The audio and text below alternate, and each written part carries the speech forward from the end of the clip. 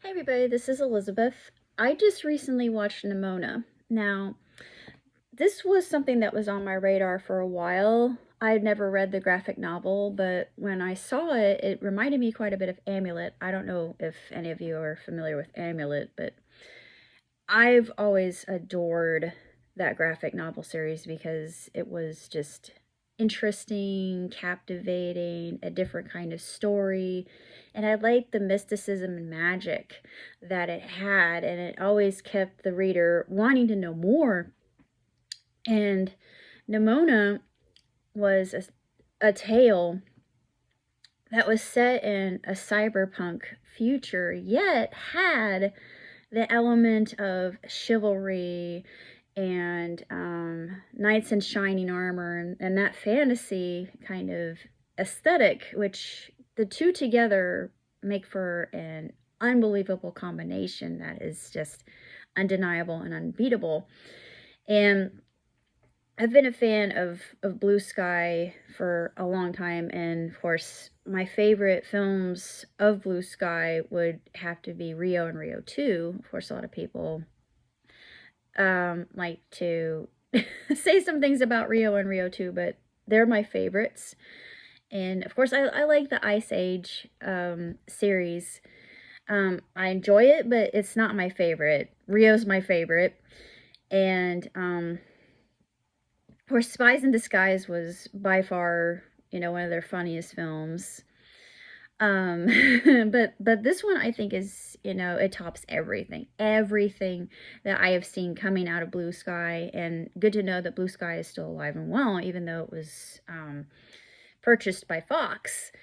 And I love this movie. This movie was just absolutely spectacular in every shape and form, and it had spoiler alert, it has an LGBTQ theme. Well, it's small. It's not really, it's obvious but subtle. I know that makes no sense. You just have to watch the film to understand, but so far as the plot is concerned, this is something just completely unexpected. And according to Saberspark, and he's already done his review, this wasn't supposed to be made. It wasn't even supposed to be greenlit. Disney is having a field day over it, but they haven't been doing well, as we've noticed. And I have to say this from somebody who's a Disney fan, and I mean, I still like Disney, but some things about it are less than stellar right now at this point, which is the obvious statement of the year. But seeing this one, I'd seen the trailer before, and I was very interested. I thought, oh, so this is going to be like a Shrek kind of story with, a villain and or like bad guys, and it reminded me a lot of the Bad Guys, which I absolutely adore. Just loved Bad Guys, even though I wasn't really familiar with the book series, and fell head over heels with it. It was absolutely phenomenal, and this is no different.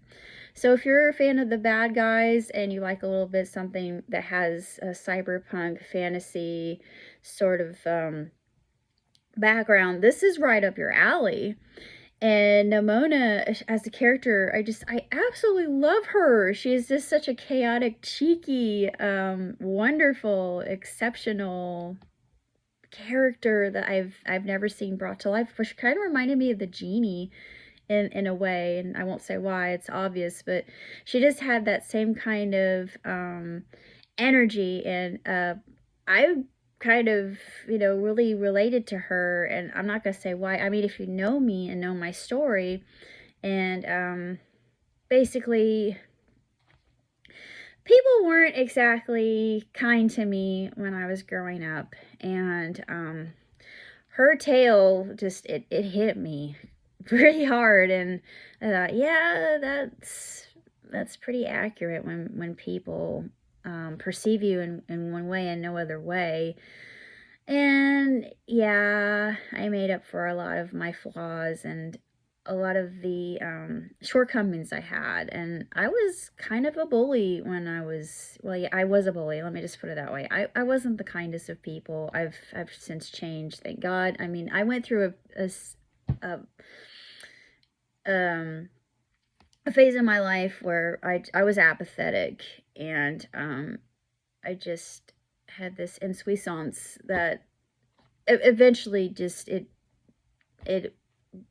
disappeared. When I turned 18, it disappeared. When I turned 21 and started learning what life really was, because I'm a late bloomer, but this story really, it resonated with me in a way that not many other things have. But Nimona is just it's a spectacular film, and I could say I really embraced it, because Nimona's my favorite character, obviously, because I see myself in her immensely, a lot.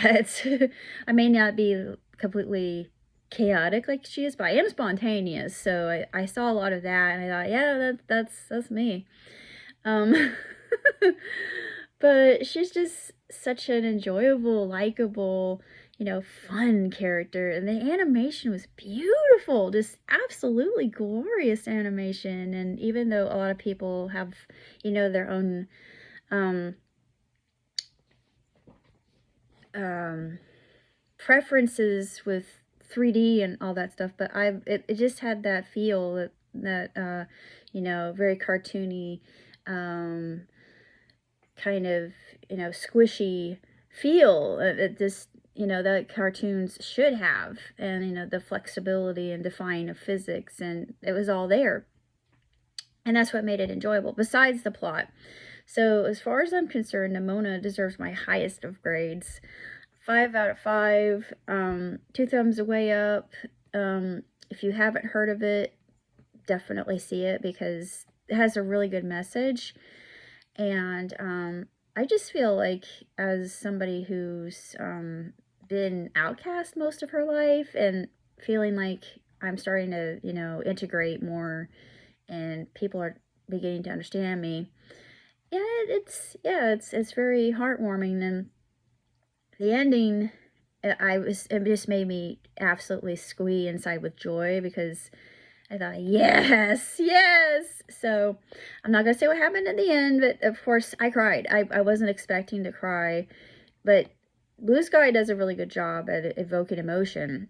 So they did this spectacularly well. And if you haven't seen Nimona, do. Of course, I haven't read the graphic novels, so I'm not sure how similar the two are, but it's tremendous, and definitely one that needs to be seen, because I just like the twist, and I love